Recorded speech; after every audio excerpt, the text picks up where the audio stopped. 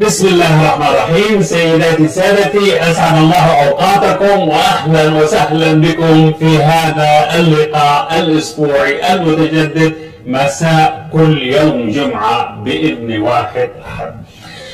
بدنا نحكي اليوم، خلص احنا خلصت الأعياد والبعض منكم أو معظمكم احتفلوا والتقت العوائل مع بعض وتبادلتوا التهاني والحمد لله خير كثير. الآن بدنا نرجع للجد، لا في احتفالات راس سنة ولا عيد ميلاد ولا سهرات ولا شيء. ايش الجد الآن؟ الجد الآن هاي السنة ربما تكون من أخطر السنوات في العصر الحديث، لأنها بشكل أو بآخر ستحسم عدة ملفات، وأهم شيء الملف اللي هو أوكرانيا.